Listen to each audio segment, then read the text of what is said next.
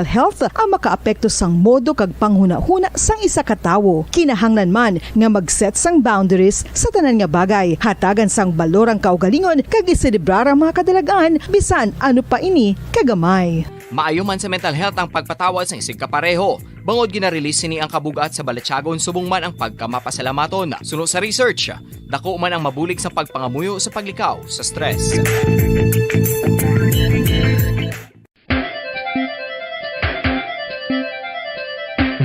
Talaba. Sino bala ang hindi maganahan magkaon sang talaba? Magluwas sa manamit sini nga sabor, ang talaba ang nagaunod man sa calories, protein, fat, vitamin D, thiamine, niacin, vitamin B12, iron, magnesium, phosphorus, zinc, copper, manganese kag selenium. Isa ini sa mga source ang high quality protein nga nagaunod sang siyam ka importante nga mga amino acids nga kinahanglan sang lawas sang tawo. Nagaunod man ini sa antioxidants nga maayo para sa atay. Apang ang pagkaon sang talaba ang mayara man sa mga risgo. Bangod nagaunod ini sa mataas nga amount sang zinc nga delikado sa kalawasan kon masobrahan. Ang pagkaon sini nga hilaw ang makatugaman sang bacterial infection kag makatuga sang diarrhea, pagsuka, hilanat kag iban pa nga seryoso nga kondisyon. Gani sa pagkaon sang talaba, kinahanglan hagan-hagan lang. Ang husto nga paggamit sang earphones o kon headphones. Kalabanan sa karon, ilabi na sa mapamatanon ang masaming nga nagagamit sang earphones o kon headphones sa tion sang nagausar sang gadgets. Apang, ano bala kalawig ang aton paggamit sang earphones kag headphones? Nakahibalo bala kamo mga kabombo nga ang tuman kalawig nga paggamit sini ang makatugas ang ear noise o kon acoustic trauma? May pila naman ka tips nga makabulig agud mahalungan naton ang aton dulunggan kag pamatinan. Dapat nga ipabilin nga yara lang sa 60% ang volume sang aton nga mga earphones o kon headphones. Likawan nga masobra sa 4 to 5 ka oras ang tayuyon nga paggamit sang earphones o kon headphones. Magtala na sang 15 minutos nga break matapos ang isa ka oras sagod nga makapahuway ang aton palamatinan. Masami nga tinuan ang earphones o kon headphones kag mas maayo nga gamiton ang duha ka earpiece sang aton nga mga earphones.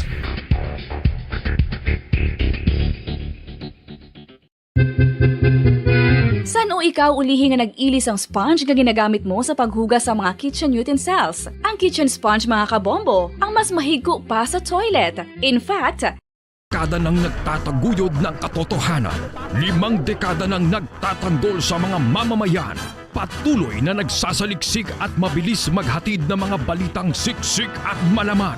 Patuloy na nangunguna sa mga issue, drama, promo at serbisyo publiko. Ito ang Bombo Radyo Bacolod, ang pambansang radyo ng Pilipinas. Basta Radio Bombo! Bombo Radyo Bacolod. Number 1! Basta Radio Bombo! 49 minutos na nakaligad sa taknang alas 6 sa aga. Welcome na diri sa pagpapangalagad sang Bombo Report Second Edition. Adlaw sang Martes kon Martes Santo na. Pet sa 2 sa bulan sang Abril sa mga tig 2022. Ikaduang adlaw sang Martes sa 4 nga bulan sa mga year 2022. Sa mga aga mangin kaupon ang inyong walagad si Bombo Erlin Bayonita. Upda na kita hasta alas 7 ang atak na sa buong aga. So dalong sa inyo sa dugang mga balita lokal, mga nabalhaga sa ato ng mga police station sa diri sa Maya Syudad sa Bacolod, kalagipan na sa Maya Probinsya sa Negros Occidental, kaga siyempre ang pagabantayan nato na sa mga na-record sa mga naglain-lain ng mga LGUs subong nga malain ang lakata sang panahon. May mga pagulan-ulan na gyapon na diri sa Maya Bacolod. Apisar pa sa iba nga parte sang Negros Occidental medyo binabayin na lang ang ulan. However, may mga inoras nga tayuyo na gidang pagatupa sa nga ulan nga nagaresulta sa pagasaka sa nga level sa nga tubig. Si tropical depression na lang subong agaton ang nagapabili ng halos wala siya nagahulag. So stationary Banwa sa ibabaw sa nga Samar Leyte area base diri sa tropical cyclone update nga ginapagwa sang DOST Pagasa alas 5 kainas sang kagahon. Ang sentro sini ulihing nga nasiplatan sa ibabaw sang baybayon sang Tacloban City dala niya ang kabasugon sang hangin nga nagadangat sa 45 kilometros kada oras malapit sa sentro. Pagmadlos nga nagadangat sa 70 kilometros kada oras, kag mayara sang central pressure nga 1,000 hectopascal, almost stationary ini siya. So, do perteged kahinay ang dalagan sining nasambit ang bagyo, do ginaangan-angan niya ining si Bagyo Basyang bala. Agdala man daton nga magasulod man sa Philippine Area of Responsibility. So, tropical cyclone wind signal number 1 subong sa may southern portion sa Masbate, sa Eastern Visayas, Samar, Northern Samar, Biliran, Leyte, Southern Leyte, ang northeastern na portion ng Cebu, Banwa, and then ang Dinagat Islands. So, may pila ka mga areas diri nga kahapon, yaraman sila sa storm signal number 1.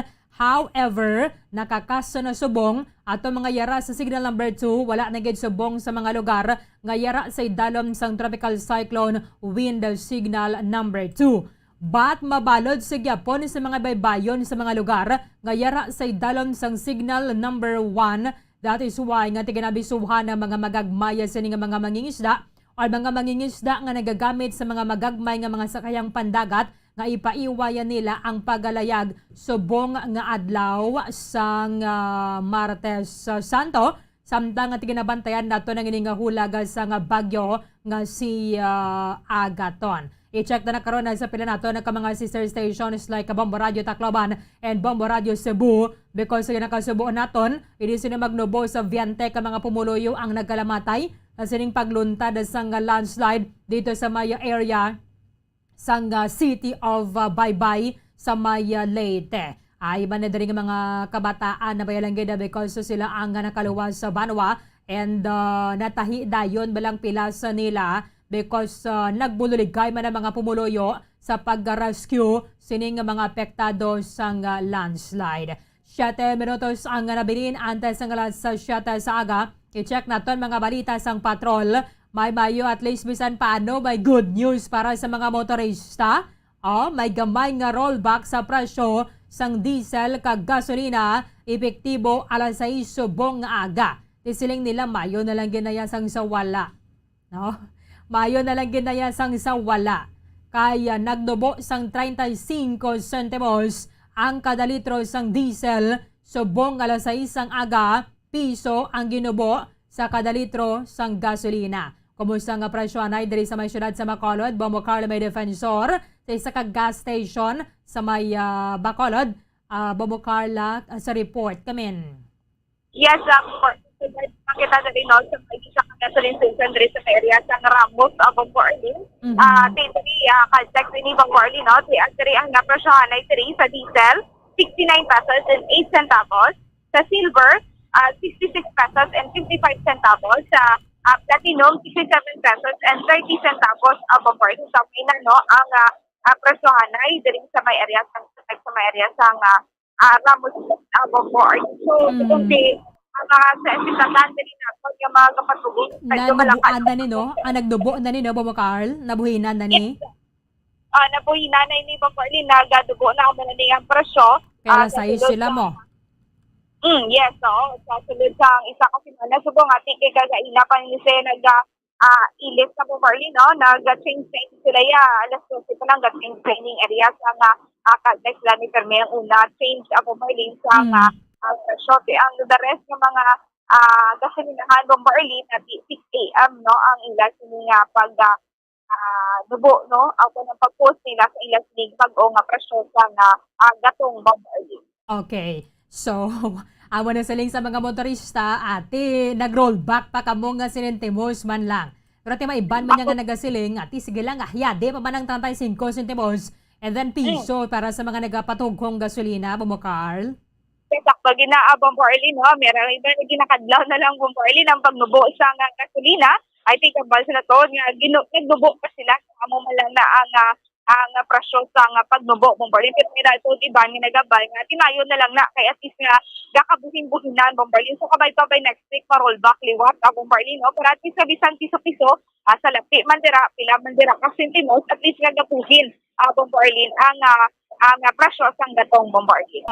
So, medyo matulotawhay pa nga ito. Ano nga mga dalanon na bisan na manugala 5 na gani kaina, Bumokarl, kaya Yes. ti ang iban na paulo adlaw nila na iblang pagbiyahe kay katugnaw gid no kanami gid bla barikutot. Yes, sakto ginaabang barley, no? Dito subong sa diri sa syudad sa Bacolod, medyo nanipis ang pagpanaliti. Pero makita natin sa dalo nun, malaka-laka ang pagpakagpapakaris ng mga salakyan abang barley, no? Kahit ang ibang diri doon, mo katalaman sa gitood, nag-iyo, abang barley, kung kaya sa pagulan, kapinta ako nga ang tubig, abang barley, pertigid ka cold, no? So, wala nga, dapat taligo gid no kay para at least nga fresh ka na bombarding kay bisan mga nagaulan at least bisan pagsulay ka at least nakapaligo ang imo sino nga nakapaligo ka bombarding at least refresh ang imo sini nga lawas bombarding. But gina-comment na nato mga otoridad at kay bisan meron sang bagyo nagabaybas sa gyapon no Bumokarl just like sa may syudad sang Himamaylan. Yes, sa Bombarlin sa ang area sa Himamaylan City, Bombarlin patigayon sa bypass operation. Bombarlin kag isa diri ang nadakpan at iniging patigayon sa Purok 9, barangay Agisan, Himamaylan City, Negros Occidental. Para suspetsado diri amo ang kilala kay Raymond Jason Gasataya. Raymond Jason Gasataya, 20 years old, kag residente sa nasabit nga lugar ang Bombarlin. So nakuhaan ini siya sa kakahit-feel transparent investigation sa suspected shabu. Pag nagabugan ini isa ka gramo bombarding kag nagabalor 6,800 pesos bombarding kag nakuhaan ini siya sa ako nang niyara sa 500 peso bill.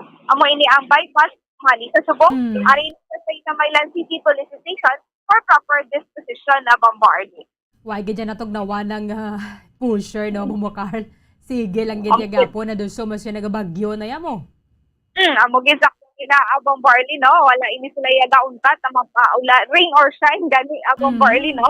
Nagasige sila sa gihapon. Pero sige sa gihapon niya, operate ang atong sila nga mga kapulisan para at least nga matapna, mabuhinan ang pagduso ng droga diri sa ating Bombardier. Sige, thank you again, Bumokarl. Barley na may ng report, sa kontrol, and si Bumokarl may defensor para sa pambansang radyo ng Pilipinas. Assistant of all nagawan sa Bacolod, sa radyo. Bombo. Maraming salamat kay Bumokarl May Defensor Banwa. So, wagin handa subong sa mga otoridad naton dira sa may Himamaylan City Police Station ang kaso violation sang Section 5 sang Republic Act 9165 o na Comprehensive Dangerous Drugs Act of 2002. Bato kadiri sa narasto sa ginapatikayon nga drug bypass operation. Waya natugnawan niya no iba niya subong medyo budlay agad ang pagbangon na aga pa. Ilabi na ko na duty mo bala tagalas sa 4, alas 5, alas 3. Karami gaya tulog. So perteng bulo barikutot mo yan. Okay lang na sa mga lugar nga hindi balaya pro na sa baha. However, sa mga lugar yang nakahibalon na mga pumuluyo dira nga gamay-gamay na ganing ulan nagasaka ang level sa nga tubig, di ka man makatulog ya sang maayo. Kay base magasaka balang tubig, so kinanglan masalbar ng mga kagamitan. Bota nga bidra sa babaw sang lamesa para nga hindi mabasa. Kay subong yang daan na because nga pag tinubo-tubo pag ginuluhot sa mga nagkalain-lain nga mga kataason sa building bala pila ka mga floors. Ang duta hindi na ginamon ng dasig maka-absorb sa tubig because halos titanan na sementado ng aton nga palibot. Duga nga na pagadaan nga kung magdungan pagad ang taob sining kadamulon sang daludo sang tubig banwa sa suba. So medyo madugay gid ang pag-subside sa tubig. Pero tiway man siya nagadugay sa oras gid. Ang ulan no subong abi hindi man gid siling nga mo na balaya ka todo pero may mga inoras nga tayo yon gid siya. Impunto alas 7 na yari na ang Bombo Network News. Radio Newscast Metro Manila goes to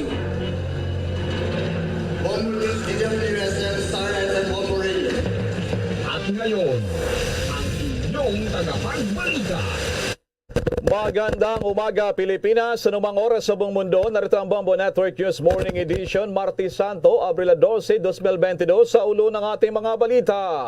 Ang bagyong si Agaton halos hindi umuusad sa bahagi po ng Samar Leyte habang nasignal number 1 pa rin ang siyam na mga areas. Bilang ng mga patay sa landslide naman sa Baybay City sa lalawigan ng Leyte, nadagdagan pa. Ilan pang mga bayan lubog pa rin sa baha. Samantala naman sa iba pang mga headlines, bilang ng mga stranded passengers sa Matnog, Sorsogon umakyat pa sa halos 4,000. 14 na barangay naman doon sa Maguindanao lubog sa baha. Mahigit 8,000 pamilya na ang apektado. Samantala naman, pagsusuot daw ng face mask manatili pa rin hanggang matapos ang termino ng Pangulong Duterte yung vaccine hesitancy. Lalo dyan sa may BARM, isinisisi ng Pangulong Duterte sa mga fake news. Ang COMELEC naman tinawag rin na fake news ang aligasyon na umano'y pre-shredded ballots doon sa Singapore. At sa atin naman police report, 3 na ang patay, ilang mga residente apektado rin sa nangyaring diarrhea outbreak doon pa naman sa lugar sa Davao de Oro. Abangan sa ating international news, digmaan sa Ukraine magdudulot ng food crisis sa buong mundo.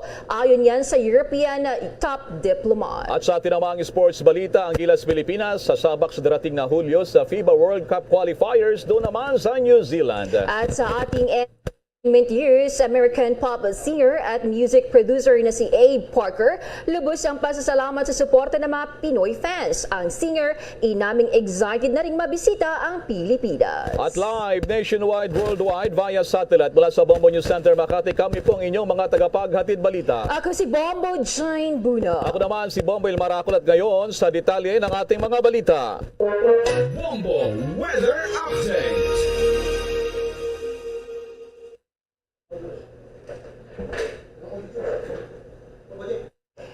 Sa ating ulat panahon, ating alamin dahil ang bagyong si Agaton ay patuloy na nanalasa yan sa Samar Leyte area. Kanina, simula alas 5 ng umaga.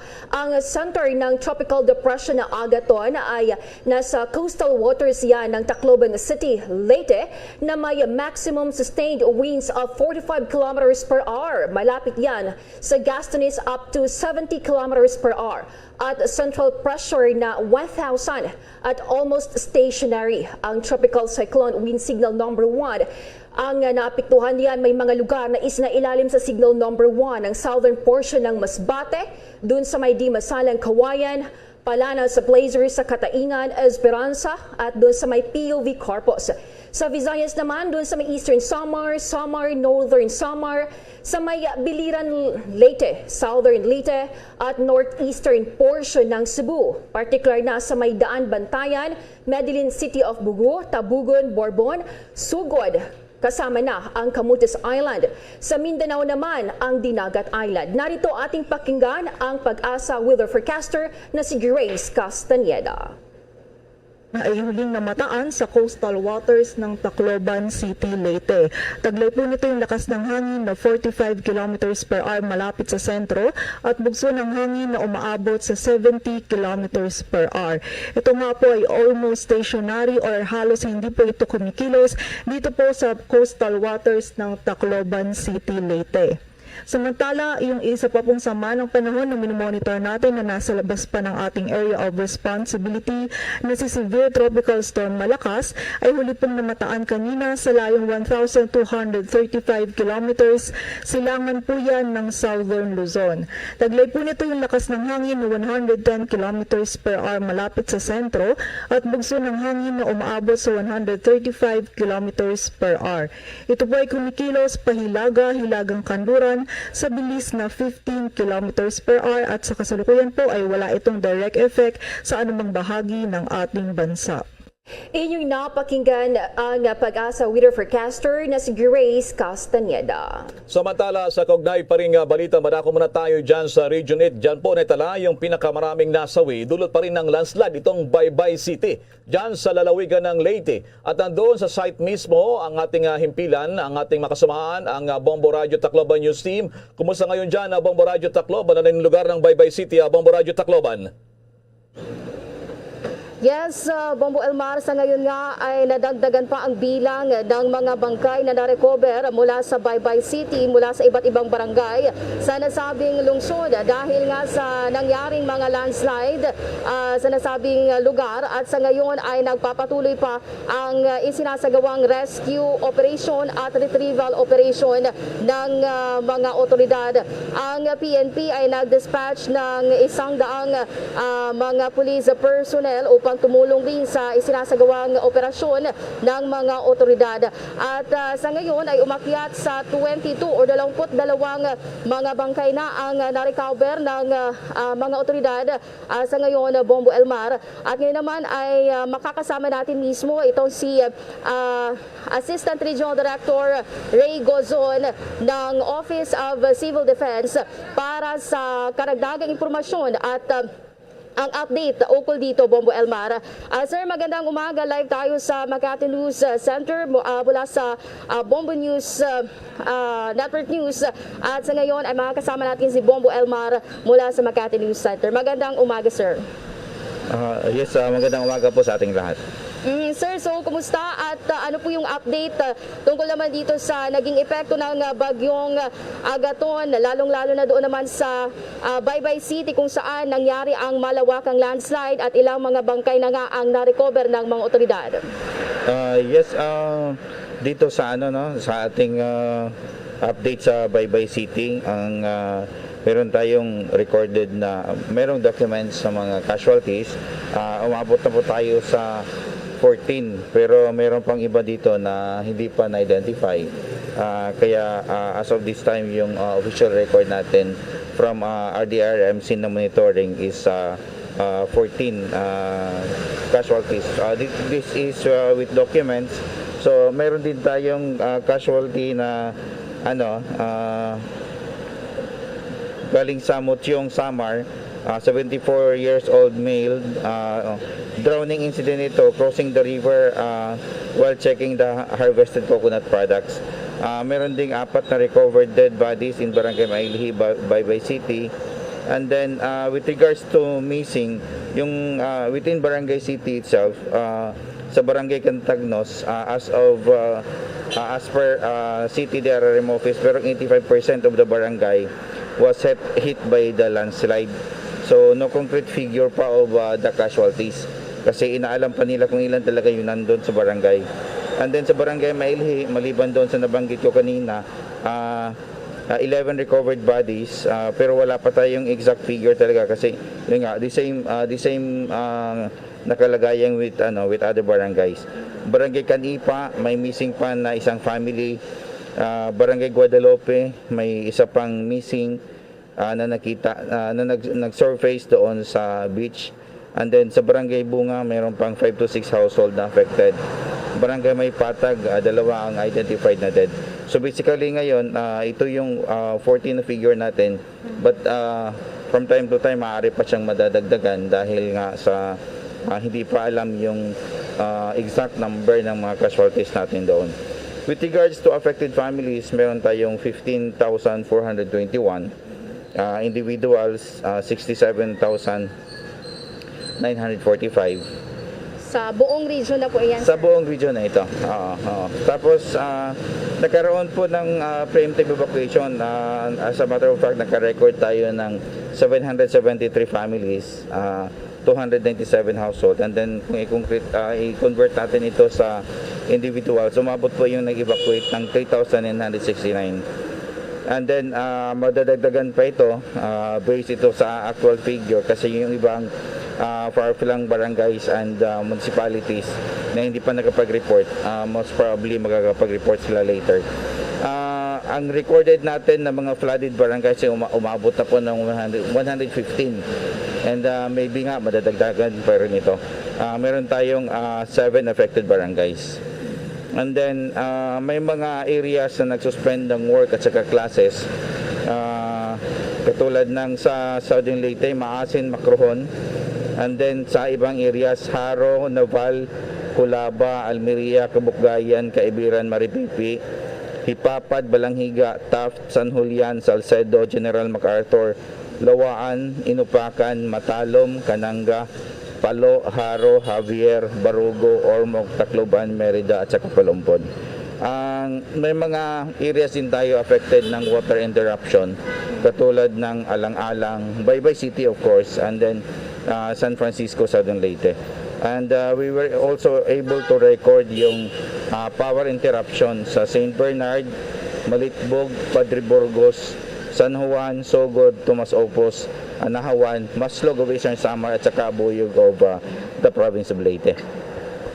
Lahat po ng mga sea travel going to Eastern Visayas at galing ng Eastern Visayas palabas ay pinagbabawalan pa po as of this time ng Philippine Coast Guard. So with that po, meron tayong record ng 1,108 passengers na stranded, and then 539 vehicles, 5 vessels at saka isang motorized bangka. May mga roads din po tayong hindi passable within the region. So medyo mahaba-haba ito, so hindi na lang po natin isa-isahin.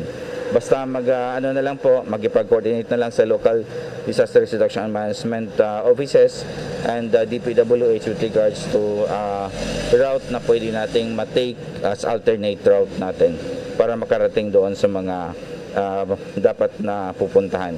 And mag-ingat-ingat din po sa lahat ng mga nagda-drive or bumabiyahe kasi may mga areas pa pong gumagalaw dahil patuloy pa rin po yung pag-uulan natin. Sir, balikan ko lang po yung tungkol naman doon sa landslide sa Baybay City kasi makikita natin na talaga yung mga bangkay na recover sa iba't ibang barangay doon sa lungsod. So ito po ba naman mga barangay ay magkakalapit lang itong mga barangay sa Baybay City or ilan po bang landslide yung naitala doon sa kasagsagan ng bagyo? Yun po, as per report ko kanina, meron tayong 7 barangays na merong identified na landslide. Kaya lang as we speak nadadagdagan yung record, so most probably yung figure natin ay mag-iiba later. Samantala sir, sa mga survivors naman po doon sa landslide, ilan na po yung mga nailigtas na mga survivors at nasaan po sila ngayon? Yun lang, wala akong exact figure as of this time, pero ang as per report, pinapangalagaan sila ngayon doon sa yung bagong hospital ng Baybay City. And nag-augment na rin po yung mga neighboring local government units such as Ormoc, nag-augment na rin po ng mga medical teams and supplies doon mismo sa Baybay City. So ano pa pong mga bayan sa ngayon sa Eastern Visayas yung lubog sa baha? At tinitingnan natin dito ay may mga incidents ng flooding at saka landslide. Halos lahat ng provinces in the region, but yung nakikita natin na medyo grabe is dito sa may Abuyog, sa may Mahaplag, sa may Baybay. Ito yung mga areas na tinitingnan natin ngayon. To include as well yung mga incidents reported galing ng Sogod and other parts of Southern Leyte. Okay. Si Bombo Elmar, sir, may karagdagang katanungan. Yes, ang tanong ko lamang dyan kay Director Gozon, Director, could you also confirm reports? Ang version kasi ng PNP, although binabanggit mo na hindi pa ito yung initial pa lamang itong bilang ng mga casualties dyan sa Baybay City, 22 ang sabi ng PNP. How about that? Yung reaction nyo dyan, Director Gozon, sir?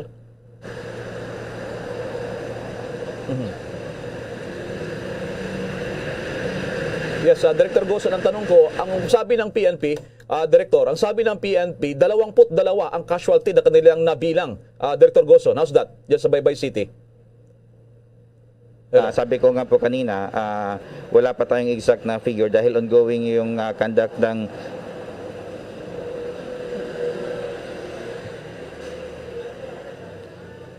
Okay. Go ahead, go. Yes po sir, tama po 'yun. Maaari pong madadagdagan yung figure natin dahil ongoing pa nga po yung yung conduct ng search, rescue and retrieval. So at any point of the day, madadagdagan po 'yun, mag-iiba po yung figure natin. Hindi pa po tayo magkapag-final ng figure as of this time kasi nga po patuloy pa rin po yung ating pag-conduct ng search, rescue and retrieval. Sige. Maraming salamat, Bombo Radio Tacloban, Direktor. Maraming salamat sa impormasyon. Ingat kayo dyan. Maraming salamat, Bombo Radio Tacloban. At yun na ang update, Bombo Elmar, tungkol naman dito sa sitwasyon sa buong Eastern Visayas sa pananalasa ng bagyong Agaton. At mula dito sa Bombo Radio Tacloban, ito si Bombo Aaron Tersenio para sa pambansang radyo ng Pilipinas, ang #1 radio network in the country, Basta Radio, Bombo. Samantala, mula dyan sa may lalawigan po ng Leyte, madako naman tayo dyan sa probinsya ng Sorsogon. Yung tumatawid dyan sa may Matnog area, dyan sa Kabikulan, patungo naman dyan sa Samar Leyte area, papunta ng Mindanao, abay humahaba pa ang pila ng mga stranded po na mga sakyan at maging yung mga pasahero. At may nakong impormasyon dyan ang Bombo Radio Legazpi. Nadagdagan pa ang bilang ng mga stranded na pasahero at sasakyan sa Matnog Port sa Sorsogon dulot ng epekto ng bagyong Agaton. Sa panayam ng Bombo Radio Legazpi kay CG Commander Christian Jasmin, halos 3,700 ang kabuo ang bilang ng mga stranded passengers at 729 na rolling cargoes. Sa naturang bilang, higit 600 na stranded individuals ang nasa loob ng Matnog Port habang nasa 3,000 na pasahero ang stranded sa labas ng pantalan. Nasa 4 na kilometro naman ang haba ng mga stranded vehicles. Umaasa si Jasmine na bumuti na ang lagay ng panahon upang hindi na madagdagan pa ang bilang ng mga stranded na biyahero at sasakyan sa naturang pantalana. Ikatlong araw na ngayon na walang biyahe ang mga barko mula Matnog patungong Visayas at Mindanao dahil sa bagyong Agaton. Samantala, tulong-tulong naman ang mga otoridad at ilang tanggapan ng pamahalaan sa pagbibigay ng asistensya at makakain sa mga apektadong biyahero sa naturang pantalana. Para sa Bombo Network News, mula rito sa Bombo Radio Legazpi, Bombo Beverly Barajas, nag-uulat para sa pambansang radyo ng Pilipinas, the #1 radio network in the country, Basta Radio, Bombo. Mamaya ating tunguhin naman ang area doon sa Mindanao dahil may 14 na barangay ang apektado sa pagbaha doon sa Maguindanao.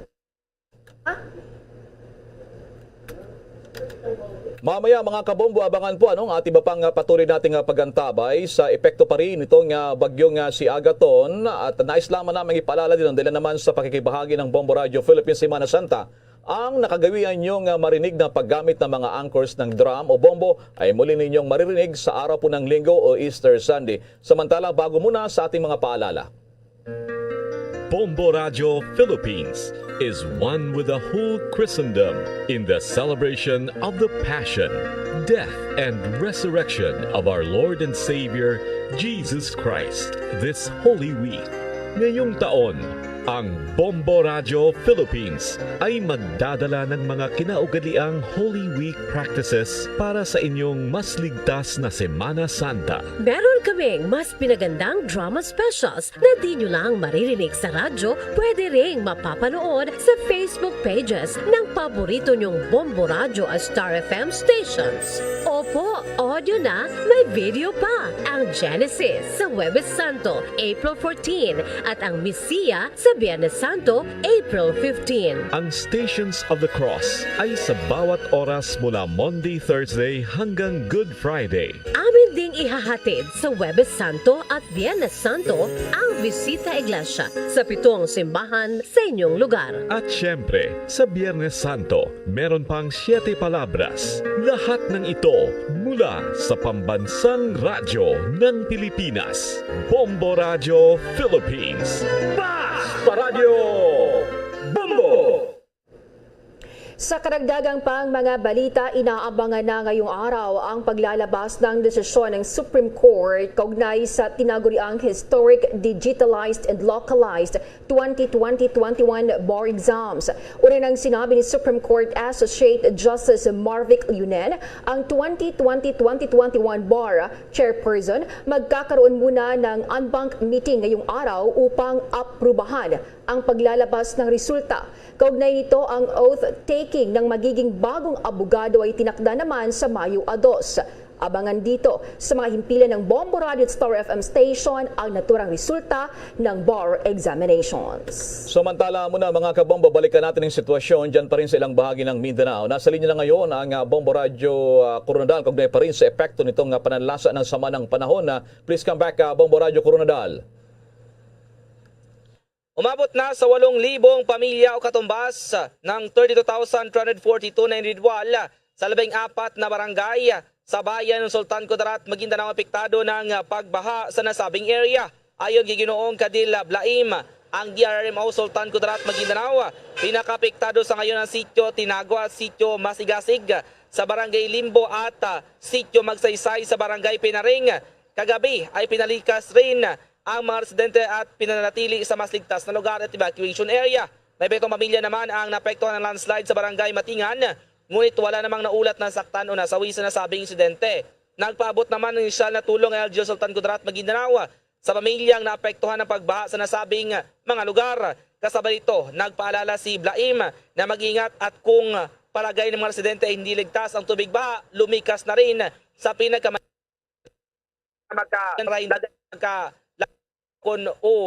makalagay pa sa ilang mga areas na napakadelikado sa ngayon, Bombo Elmar. Ilan sa mga barangay na apektado ay yung Banobo, Ibutigen, Nara, Dalumangkob, Ribukin, Gaang, Bulalo, Salimbaw, Makigindanao, Crossing Simwat at Matigen sa nasabing probinsya. Napapatuloy naman ang monitoring sa ngayon ng apektadong barangay sa North Cotabato at Socsurgen habang inaalam pa ng OCD Region 12 ang kabuuang detalye ng ilang mga apektadong pamilya sa Socsurgen Region, sa South Cotabato, Sultan Kudarat at Kaiping o Karatig, mga probinsya. Yan ang ulat dito sa Bombo Radyo Coronadal. Para sa Bombo Network News, Bombo Donald Pitogo. Para sa Pambansa Radyo Pilipinas, Basta Radyo Bombo.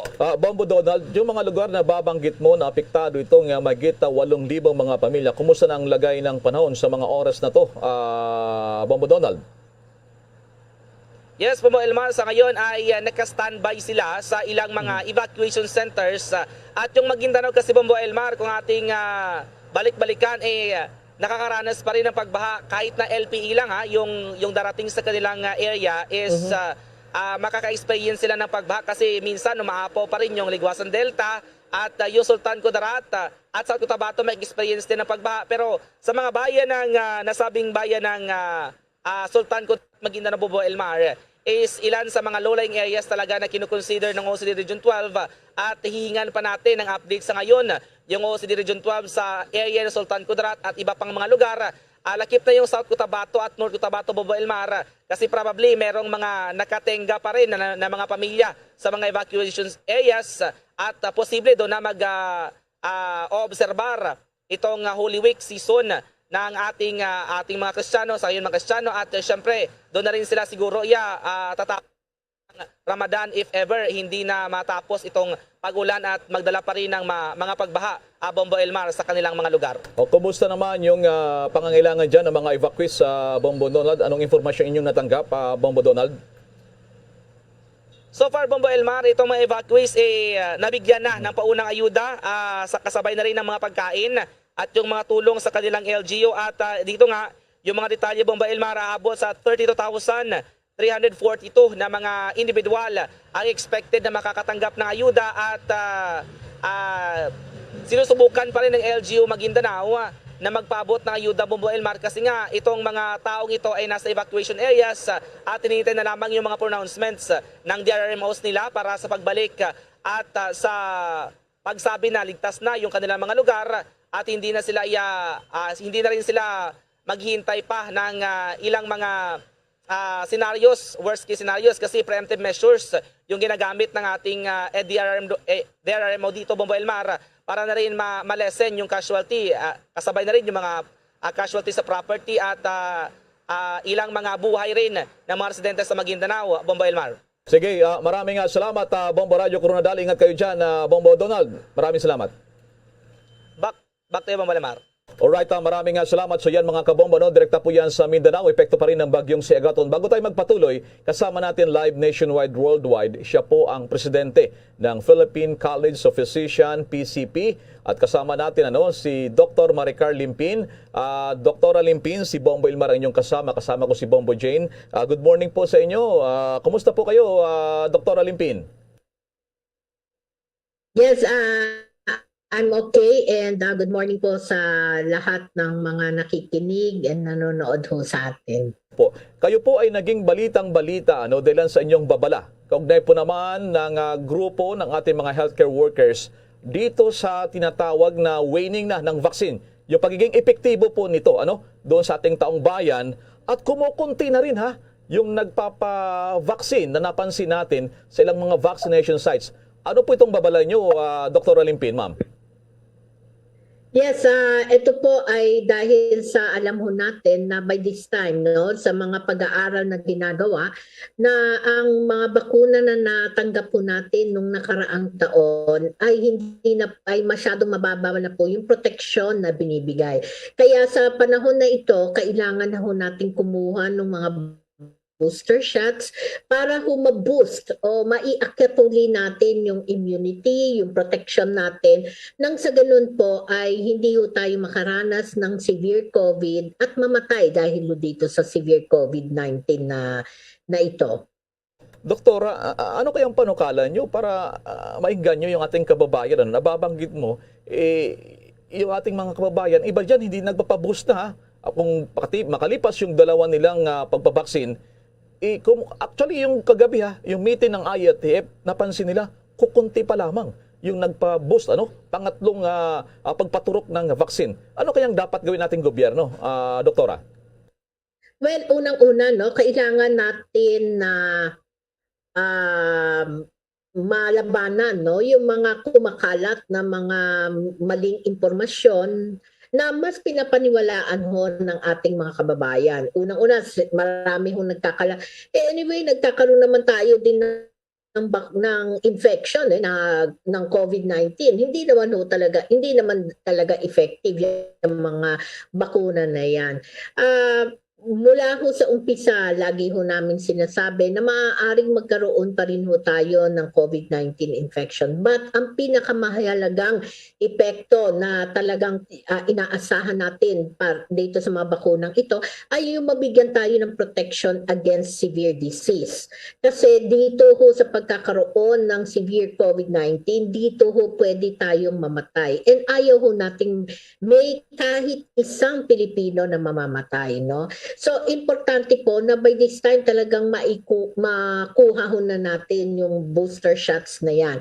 So, kailangan din nating ialis sa isipan ng ating mga kababayan na ang full vaccination lang ay yung dalawang unang bakuna na na-receive nila.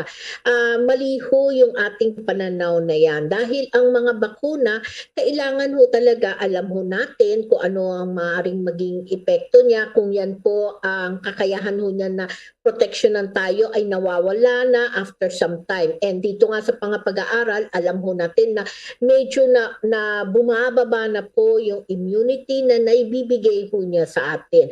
So, kailangan ho nating i-emphasize ang kahalagahan ng booster shots na ito. Kaya ho, sa mga gobyerno ngayon, talaga ho nire-recommend namin na sana po ay magkaroon ho tayo ng separate na booster card, no?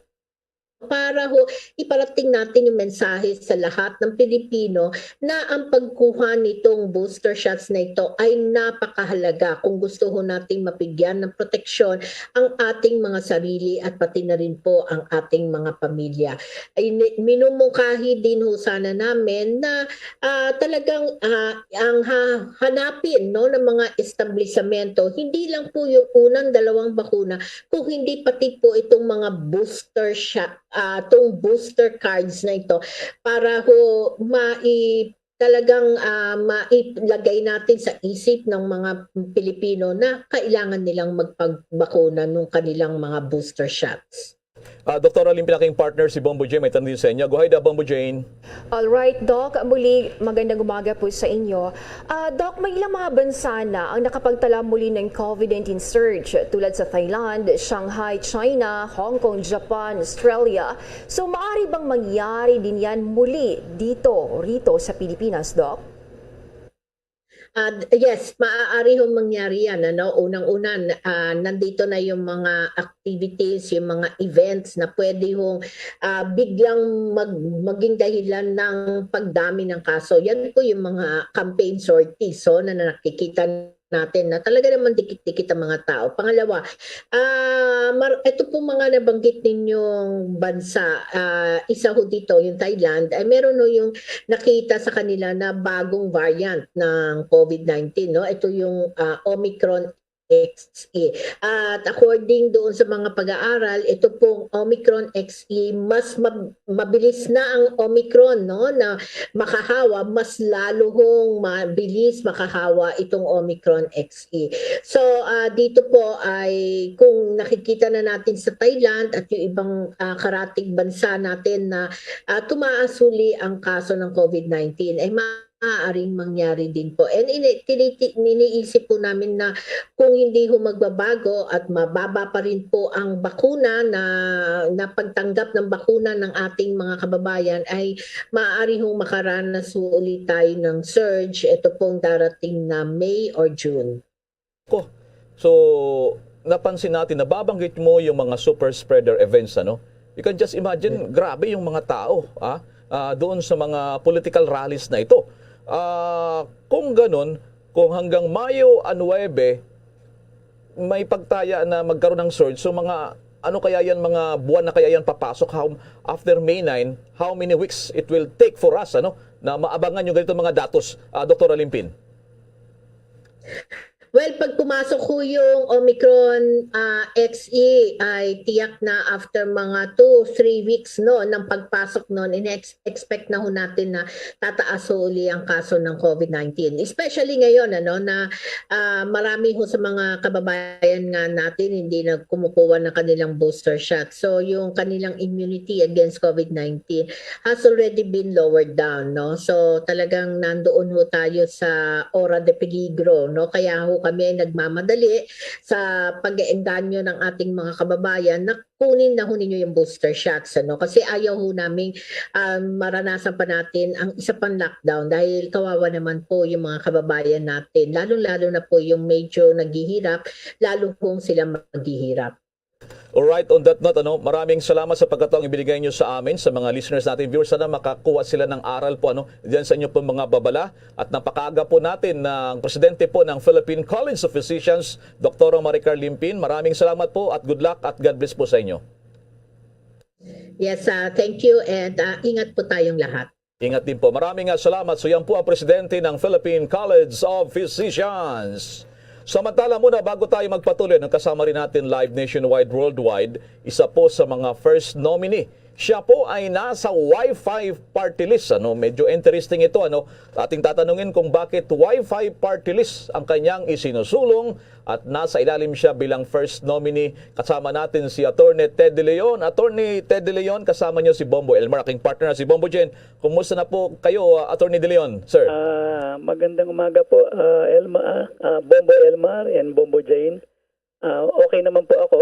Napakaaga na itong panayam ninyo pero gumising ako ng maaga upang makapag-inform sa ating mga kababayan tungkol sa aming party list.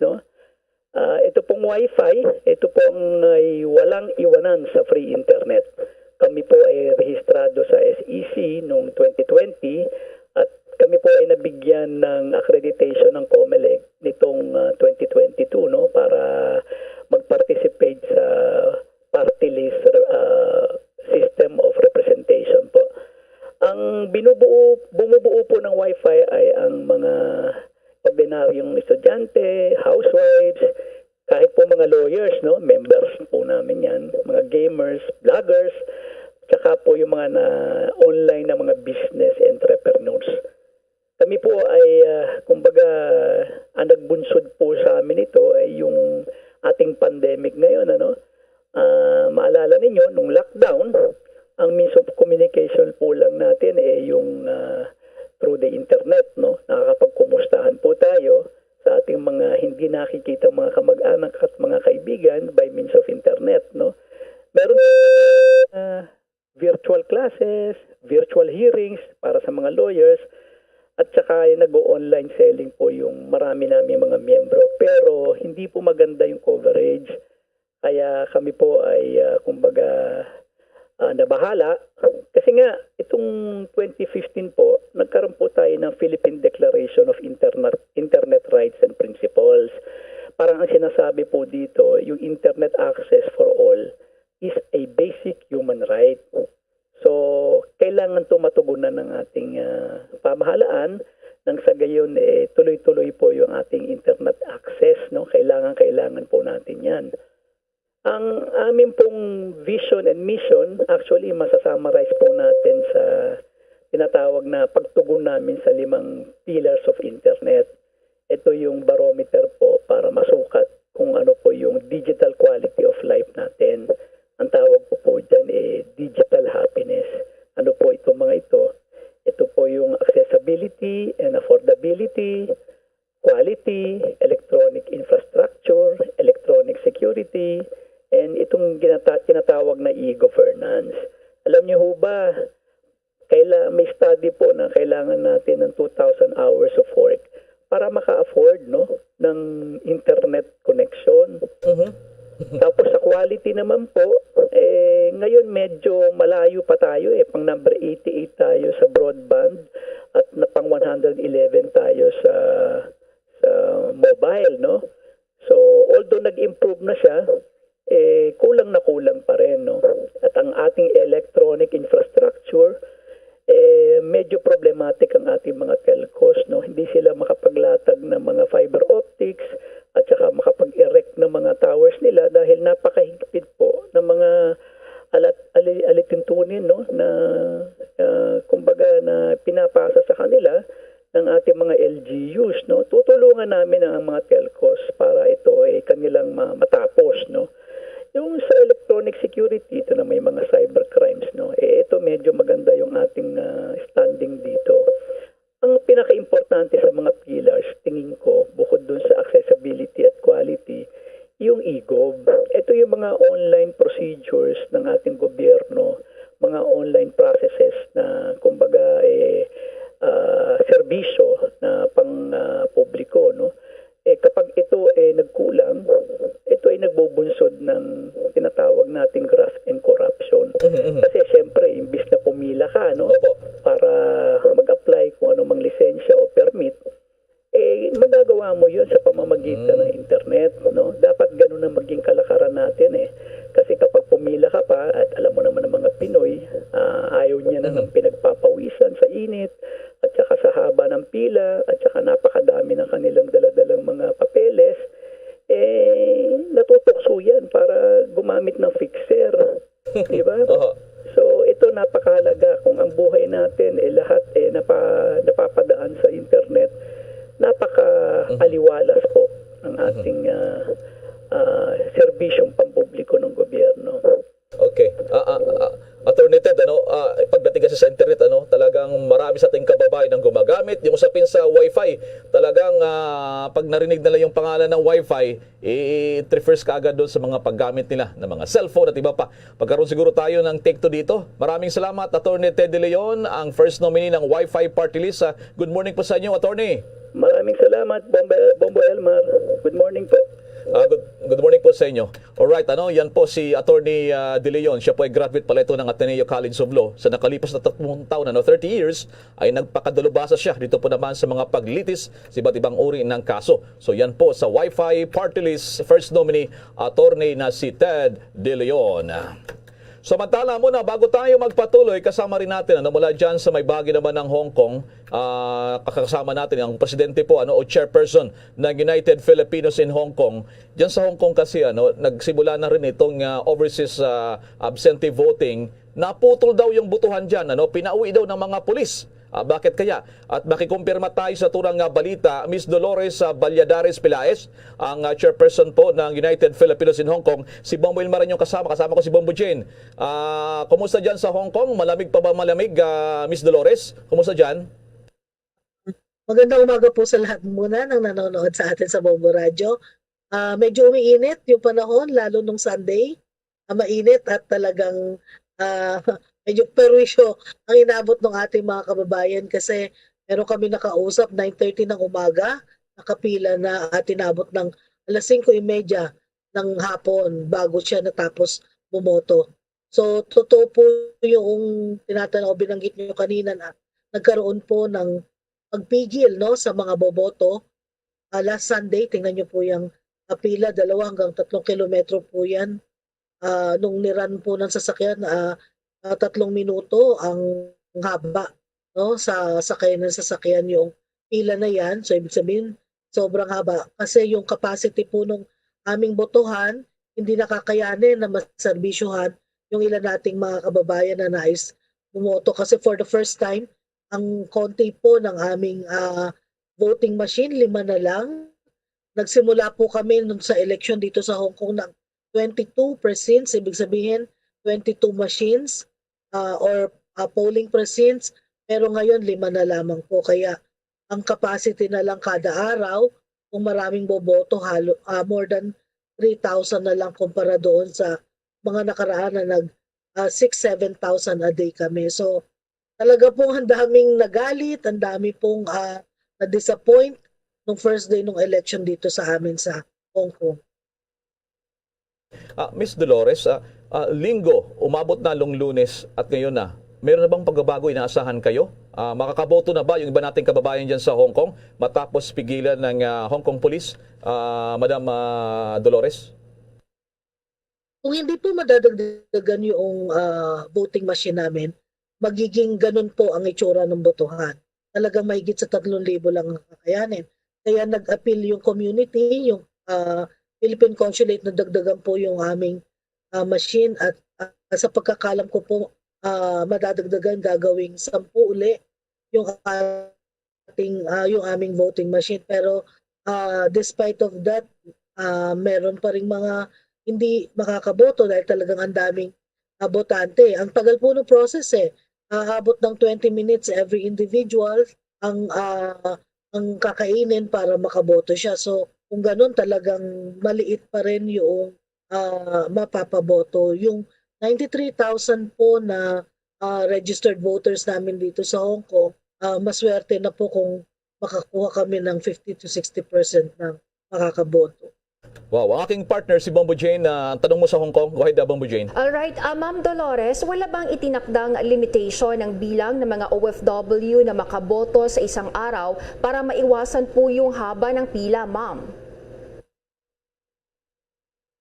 Hindi po yan binabanggit Wala pong sinabi sa amin na dapat ganito lang ang pwedeng bumoto. Pero sa pag-aaral naman namin, yung 5 voting machine talagang hindi niya po kakayanin yung more than 4,000 na makakaboto sa isang araw. So kaya yung demand for additional machine is important. And of course our consulate knows that kasi every election maraming bumoboto po dito sa Hong Kong and they know really yung capacity naman. Kaya they could say pero wala pong pinanggit at sana na iwasan nga yung mahabang pila na yon at hindi na nakat ng mga pulis dahil talagang mahigpit pong ini-implement yung social distancing. Ang gathering po kasi dito dala-dalawa lang. So dahil dikit-dikit na yung mga tao, talagang pinatigil na po yung pagdagdag pa sa pila. Alright, maraming salamat sa bigay niyong pagkakataon sa Bombo Radio Philippines Nationwide Worldwide. Miss Dolores Valladares Pilais, ang chairperson ng United Philippines in Hong Kong. Maraming salamat po. Good morning po sa inyo dyan. Thank you po. Good morning. Good morning po. Samantala naman sa iba pang mga balita, ang pagsusuot ng face mask mananatili yan hanggang matapos ang termino ni Pangulong Duterte. Ang vaccine hesitancy naman lalo na sa BARMM o BARM isinisi ni Pangulong Duterte sa fake news. May karagdagang pag-uulat si Bombo Raymond Tinaza. Bombo Jane, Bombo Elmar, kagabi nga ay muling humarap sa publiko si Pangulong Duterte kaugnay sa kanyang meeting sa Interagency Task Force o IATF at ganoon din yung kanyang Talk to the People. At dito nga ay muling natalakay yung usapin ng posible na pagkakaroon ng surge o panibagong pagtaas sa bilang ng mga COVID cases itong araw, yung mga bagong variant. At sinabi ng Pangulo na siya nababahala kaugnay sa mga lumalabas sa yung mga nangyayari na mga pagtitipon-tipon lalo na sa mga political rallies. At ipinaalala muli ng Pangulo yung kanyang, kumbaga, yung dapat na matili pa rin ang pagsunod sa mga protocols, gaya na lamang yung pagsuot ng face mask. At sinabi niya na the COVID-19 is here with us. So dapat daw na matili pa rin yung pagsuot ng face mask at posible na hanggang matapos yung kanyang termino ay matili yung mandatory na pagsuot ng face mask. Natong bahagi ng pahayag ni Pangulong Duterte. It seems to be appearing in the horizon again sa surveillance ng ating medical people. And let me remind you about the warning of Secretary Duque that hindi naman, we don't go into a nervous state. But we just have to be very careful. And I'd like you to maintain yung mga protocols na which have been proven to help us a lot in combating the virus. So, yan ang importante ngayon kasi unahin natin. Remember that COVID is here to stay. It becomes irrelevant. Hindi na natin takutan yan. Hindi tayo matatakot. Everybody is vaccinated.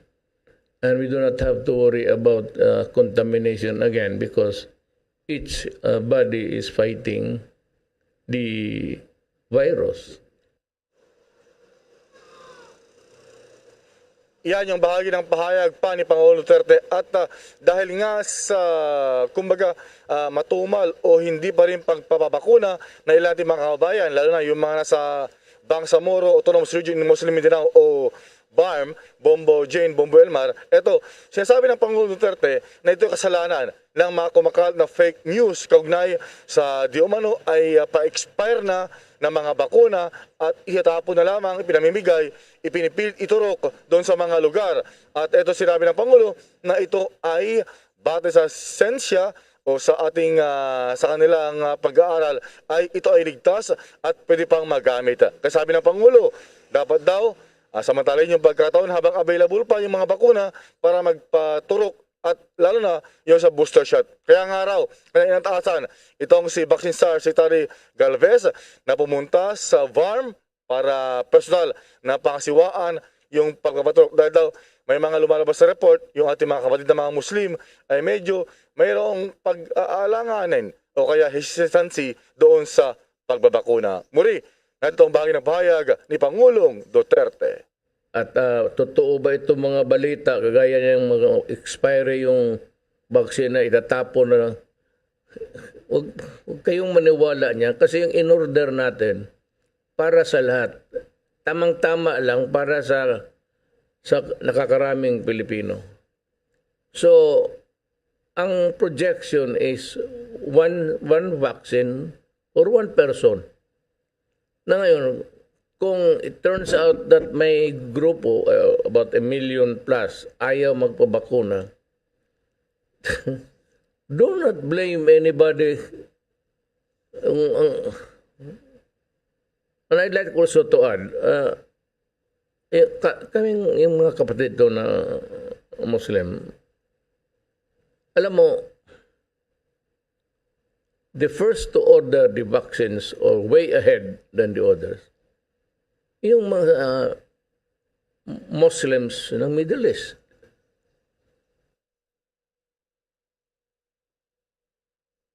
Yan yung bahagi ng pahayag ni Pangulong Duterte. At yun nga, kanyang binibigyan din na dapat daw ay huwag mabahala, huwag matakot yung ating mga kababayan, lalo na yung mga kababayan natin mga Muslim. Dahil mismong mga Arab or Muslim countries ang nauna nga noon na nag-order ng mga bakuna. So yan yung kumbaga naging tampok sa naging Talk to the People ng Pangulo kagabi na sinapapawid pasado alas 11 na ng gabi at tapos ang ito pasado alas 12 na ng madaling araw o hating gabi kanina Bombo Elmar, Bombo Jane.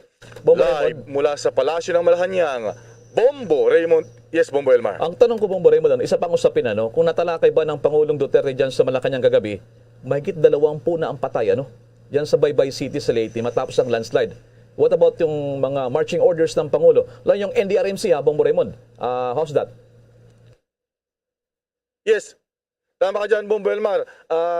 Nabanggit ito at tatalakad din ng Pangulo at kanyang binibigyang direktiba itong National Disaster Risk Reduction and Management Council na tutukan yung ating mga kababayan na nasa lugar na target o kaya ay titumbok ng bagyo o sama ng panahon, Bombo Elmar.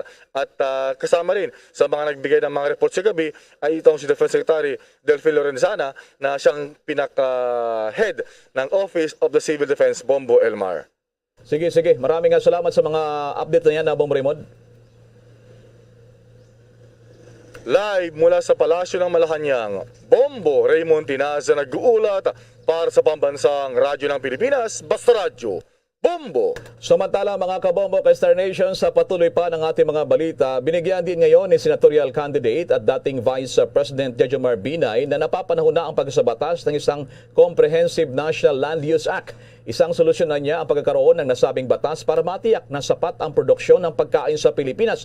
Sa ilalim daw ng isang National Land Use Act, yung mga lupaing pwedeng lagyan ng patubig ay dapat gamitin para lamang sa agrikultura. Sa itong paranan niya, sinabi pa ni Jojo Binay na pwedeng patasin ang kita na malilit na mga magsasaka at tiyakin na sapat ang supply at aabot kaya ang presyo ng mga gulay at iba pang agricultural products. Narito ang pahayag ng dating Vice President Jojo Binay.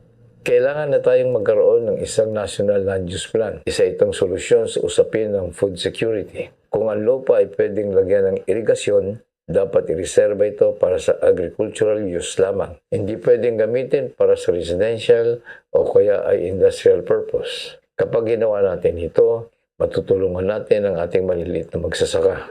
Matitiyak din natin na hindi pabago-bago ang presyo ng mga pagkain na galing sa bukid at laging sapat ang supply. Samantala naman, panibagong number coding scheme iminungkahiya ng MMDA. May detalye si Bombo Marlene Padiernos.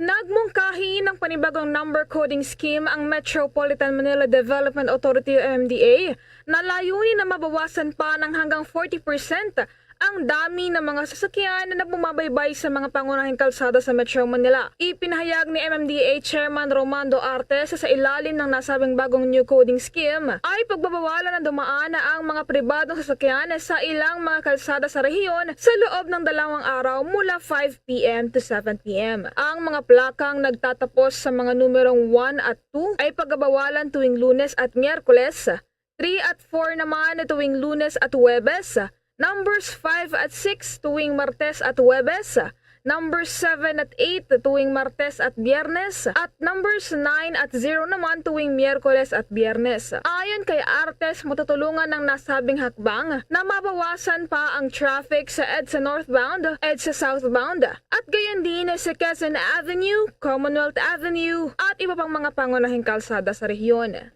Ang ating pong mga kalsada, kahit magpas po ng tulay, ay talaga pong kulang na kulang sa dami po ng sasakyan. At ang paraan po, ang immediate na paraan po ay ang magbawas ng mga sasakyan sa ating lansangan.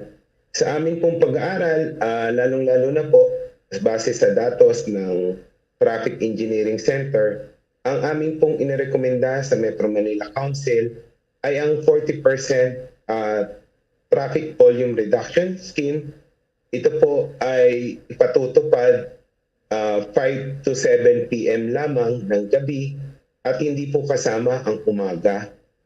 Bali 2 beses po maapektuhan ang bawat sasakyan ng number coding. Samantala, kaugnay niya na hiniling na rin ng MMDA sa Land Transportation Office o LTO na maglabas ng mga plate licenses na may parehong huling numero sa mga motoristang nagpaparehistro ng kanilang bagong sasakyan. Ito ay upang magkaroon ng kaparehong ending plate number ang isang individual na nais pang bumili ng panibagong sasakyan bilang alternative vehicle nito para sa number coding scheme. Sa ngayon ay nakapagsumite na ng formal letter ang MMDA sa LTO hinggil sa mungkahing ito na naglalayo na hikayatin ang mga Pilipino na huwag nang bumili pa ng mas maraming sasakyan upang makabawas na rin sa mabigat na trapiko sa bansa. Sumulat naman po ang MMDA sa LTO para po yung bibili ng bagong sasakyan na meron na pong existing na sasakyan, ang ma-issue pong plaka or ending plate ng plaka ng bago nilang bibiling sasakyan ay patulad na rin po ng existing na sasakyan nila. Sa kabilang banda naman ay pinabulaanan ni Artes ang mga alegasyon na anti-poor ang mga bagong amyendang number coding scheme na kanilang iminumungkahi kasabay ng paglilinaw na hindi kasama sa naturang panukala at kautusan ang mga public utility vehicles o PUVs na pangunahing ginagamit ng mga pasahero patungo sa kani-kanilang mga destinasyon. Marami po ang nagsasabi na ang number coding scheme ay anti-poor at ang makikinabang lamang daw po nito ay yung mayayaman na may pambili ng sasakyan. Unang-una po, maaring hindi po mayaman ang may kotse pero hindi naman po natin masisabing sila ay mahirap dahil napakamahal po ng sasakyan at napakamahal din po ng gasolina. At ang mga mahihirap po talaga ay sila yung sumasakay sa buses, sa jeeps at yung mga gumagamit ng motorsiklo. At ito po ay nabanggit ko kanina na exempted naman po sa number coding scheme. Magugunita na una nang inanunsyo ng MMDA ang pansamantalang pagpapawalang bisa sa kasalukuyang number coding scheme na ipinapairal sa buong National Capital Region upang magbigay daan ngayong panahon ng Semana Santa. Para sa Bombo Network News, ako po si Bombo Marlene Padiernos, nag-uulat para sa Pambansang Radyo ng Pilipinas, Basta Radio, Bombo! Bombo Entertainment News. American pop singer at music producer na si Abe Parker lubos ang pasasalamat sa suporta ng mga Pinoy fans. Ang singer naman, inaming excited na ring mabisita ang Pilipinas. May detalye ang Star FM Baguio. Nagpasalamat ang viral American singer at music producer na si Abe Parker sa suportang natatanggap nito mula sa kanyang mga Pinoy fans. Ito'y matapos na mag-pick sa number 7 ng Spotify Viral Charts Philippines ang kanyang hit song na Butterflies. Sa eksklusibong pahayag nito sa Star FM Baguio, inamin ni Abe na malaki ang kanyang pasasalamat sa mga Filipino fans dahil mas lumawak umano ang kanyang audience at excited rin ito na makapasyal sa ilang mga lugar sa Pilipinas sa oras na makabisita ito sa bansa. I know very little about the Philippines, and it's strange because I'm very excited to go after what's been happening. I'd like to see some of the beaches, like to go surfing. I need to do some research into the things. I just am so grateful for all of you guys. Like I said, I've never been to the Philippines. I just feel like you guys are kind of like my hands and feet, sort of how I can reach people in the Philippines, and I'm so thankful for everything you do, and I appreciate you guys. Hinig ng American singer at music producer na si Abe Parker sa pahayag nito sa Star FM Baguio. Samantala, patuloy pa ring namamayagpag ang kanyang viral hit na Butterflies hindi lang sa Pilipinas kundi pati na rin sa buong Southeast Asia. Balita mula sa 89.5 Star FM Baguio para sa Bombo Network News. Star DJ. Tapos Hong Kong dollar 6 pesos and 57 centavos. Ang euro ay 56 pesos and 22 centavos. Saudi Riyal katumbas sa Pilipinas 13 pesos 74 centavos. Disturbed and claimed many lives. We ask you now to look upon us with love and by your healing hand, dispel the fear of sickness and death. Restore our hope and strengthen our faith. We pray that you guide the people tasked to find cures for this disease and to stem its transmission. Bless the efforts to use the medicines developed to end the pandemic in our country. We pray for our health workers that they may minister to the sick with competence and compassion. Grant them health in mind and in their commitment, protection from the disease. Weep for those afflicted, may they be restored to health. Protect those who care for them. Grant eternal rest to those who have died. Give us the grace in these trying times to work for the good of all and to help those in need. May our concern and compassion for each other see us through this crisis and lead us to conversion and holiness. Grant all these through our Lord Jesus Christ, your Son, who lives and reigns with you in the unity of the Holy Spirit, God, forever and ever. Amen. We fly to your protection. O Holy Mother of God, do not despise our petition in our necessities, but deliver us always from all dangers. O glorious and blessed Virgin. Amen. Our Lady, health of the sick, pray for us. Saint Joseph, pray for us. Saint Raphael the Archangel, pray for us. San Roque, pray for us. San Lorenzo Ruiz, pray for us. San Pedro Calungsod, pray for us. Amen. Luzon, Visayas at Mindanao maging sa buong mundo. Yan ang kabuuan ng ating Bombo Network News at live nationwide via satellite mula sa Bombo News Center Makati. Kami po inyong mga nakasamang nagatid ng mga balita. Ako si Bombo Jane Buna. Ako naman si Bombil Maracol para sa Pambansang Radyo ng Pilipinas. Basta Radyo, Bombo! At sumainyo ang kalipunan ng maiinit at pangunahing mga balita sa Bombo Network News. Hatid sa inyo ng Pambansang Radyo ng Pilipinas. Bombo Radio Philippines. Sa Radyo Bombo!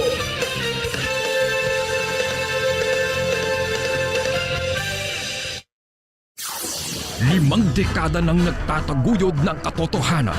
5 dekada nang nagtatanggol sa mga mamamayan. Patuloy na nagsasaliksik at mabilis maghatid ng mga balitang siksik at malaman. Patuloy na nangunguna sa mga issue, drama, promo at serbisyo publiko.